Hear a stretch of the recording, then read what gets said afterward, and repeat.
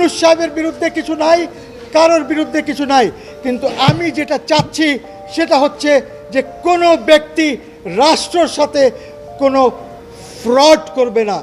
এইখানে যদি এটা প্রমাণ হয় যে ফ্রড হয়েছে, যারা রাষ্ট্রের সাথে ফ্রড করেছে তারা জনগণের সাথে ফ্রড করেছে, এবং এই ফ্রড কিভাবে হলো, কেন হলো, এইটা প্রয়োজন হলে আমরা ক্রিমিনাল মামলাও করব যারা ফ্রড করে। এই কারণে মনে হচ্ছে, বিকজ আমি একটি কপি পেয়েছি, ওই কপি দেখার পরে, এটা নীল কাগজে একটি কপি পেয়েছি, ওই কপিতে দেখা যাচ্ছে যেরকম সচিবালয় নথি লেখে উপরে বাম দিকে এই তারিখের পর এই জিনিসটা আছে। অ্যাপেলেট ডিভিশনের ওপিনিয়ন এইভাবে হয় না।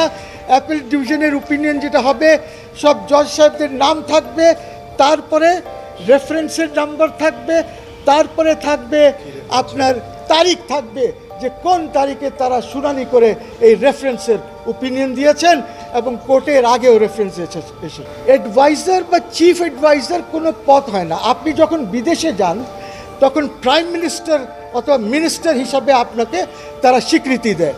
এই কারণে দেখবেন যে আপনি বাকুতে, আজারবাইজানে যে গ্রুপ ছবি এসেছে সবাই, সেখানে দেখবেন যে আপনার চিফ অ্যাডভাইজারকে লাস্টে এক কোনায় দাঁড় করিয়েছে, অথচ একজন খুবই আপনার শাহবাজ শরীফ, পাকিস্তানের, যে খুব একটা ভালো লোক না বা সমস্যা আছে সেখানে, ওকে কিন্তু ফ্রন্ট রোতে দিয়েছে।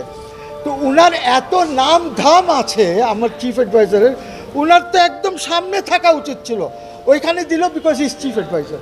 উনি যদি প্রাইম মিনিস্টার থাকেন এবং রেফারেন্সে ওপিনিয়নে যদি বলা থাকতো the chief adviser means the prime minister, তাহলে উনি প্রাইম মিনিস্টার হিসাবে যেতেন।